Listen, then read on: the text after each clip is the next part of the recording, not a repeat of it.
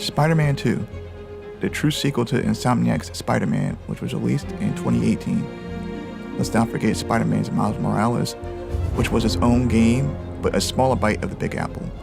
With Spider-Man 2, we're getting the whole bunch. So, should you buy this game now? Maybe wait for a sale? Hello, I'm B Smooth, and here's my mostly spoiler-free review for Spider-Man 2, which is available for the PS5.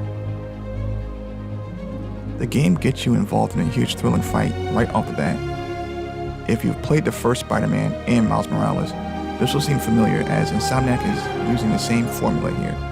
A big fight with stunning visuals and lots of action. This time it's Sandman you're up against, and as usual it's up to Peter and Miles to stop him.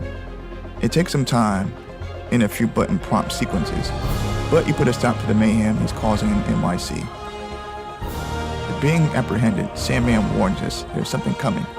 This is where the game takes off. After the skirmish with Sandman, you're able to start exploring a humongous but drop-dead gorgeous NYC. Getting around NYC is a blast, being that you're Spider-Man and you're able to pretty much web sling anywhere you want. If this is your first time playing an Insomniac Spider-Man game, web slinging can be pretty tricky at first. You'll get the hang of it the more you play. Just never turn off web swing assist. Trust me. In Spider-Man 2, there are more places to explore, as we now have 2 new boroughs. Queens and Brooklyn have been added, and they are beautiful. Web slinging isn't the only way to get around anymore. Our Spider-Men have upgraded their suits to have wingsuit functionality, and are now able to glide through the city. As you're gliding, you'll find wind tunnels around the city that will make gliding a literal breeze. Peter and Miles work great together. You're able to switch between the 2 while exploring NYC.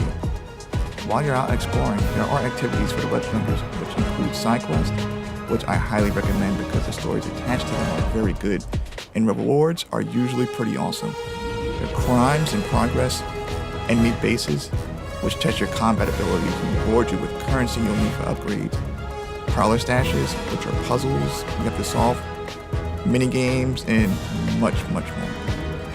There are some activities only Miles can do, and some only Peter can do. There are also a ton of collectibles to find in NYC. These can be things like spider bots, photo ops, and sand crystals. You also come across mini games, a ton of them actually, and I don't mean that figuratively. Okay, maybe I do. Not in a bad way though. They're a good change up from fighting enemies. If you want to get somewhere, and you're not in the mood for web slinging, then you can fast travel to a place on the map, and I mean a specific spot. It's stupid fast. I don't know how Insomniac was able to pull it off, but it's crazy impressive. Mind you, you'd have to have been to the area first to fast travel there. Let's talk about combat. It's really good. If you're returning to the series, then there's nothing that should surprise you. But if you're playing for the first time, you're in for a treat. Combat is fast and frenetic. It's very satisfying to string combos together. You also get gadgets to help pummel enemies, like web shooters, upshot, and concussion burst, to name a few. As you land blows on your enemies, you'll gain focus. When you fill a focus bar, you can use it to heal or use an insta-kill attack. When an enemy is about to attack, you'll notice your spider sense warning you. You can dodge these attacks by pressing circle. If you time it right, you'll perform a perfect dodge, which rewards you with focus, and you'll automatically web the enemy you dodged. There are some attacks you can't dodge, so you'll have to parry them by using your perfect block. As you win fights, you gain experience and level up.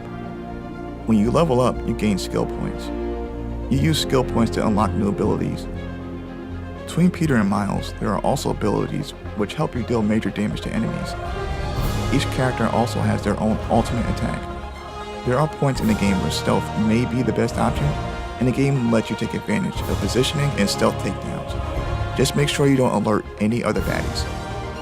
When it comes to the menus, Insomniac does it best. The menu is where you'll be able to look at the massive map of NYC and its different boroughs. It shows all the different activities you can do and where they're located. You can change your suits, which you unlock through story progression and doing other quests. You can also use your points and tokens you've earned to upgrade your gadgets, skills, and abilities. The story, to my surprise, is a strong point in Spider-Man 2. I'll try not to spoil too much here, but Peter is united with his best friend from childhood, Harriet Osborn. and they do some catching up. During the main story, you'll run into some of the strongest villains Spider-Man has faced, and you'll have to overcome a lot.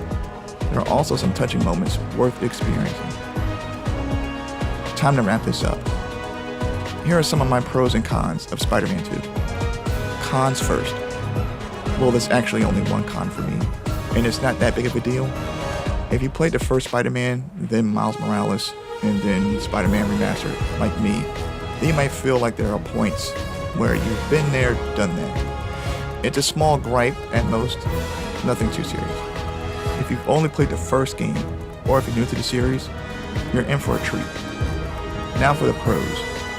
Presentation is top-notch. Insomniac found a secret sauce to making great action games with their movie-quality cutscenes. Combat is top-notch. Fighting 10 enemies at once never felt so good with all the abilities and tech you have at your disposal. The Batman Arkham games walked, so these Spider-Man games could web sling. The story was much better than I thought it'd be. Like I said earlier, it's a strong point. I came into the game thinking I had a pretty good idea of what would happen, and I was thrown for a loop. Alright, so here's the moment you've been waiting for. My rating for Spider-Man 2 is a 9.5. There's tons of action, a thrilling story, and some of the best graphics you'll see in a video game. It's an almost perfect superhero game. If you have a PS5, this is definitely a worthy addition. Well, that's it for me. If this video helped you at all, or if you enjoyed it, please like and subscribe. It really helps the channel. Thank you so much for tuning in. I'll see you next time.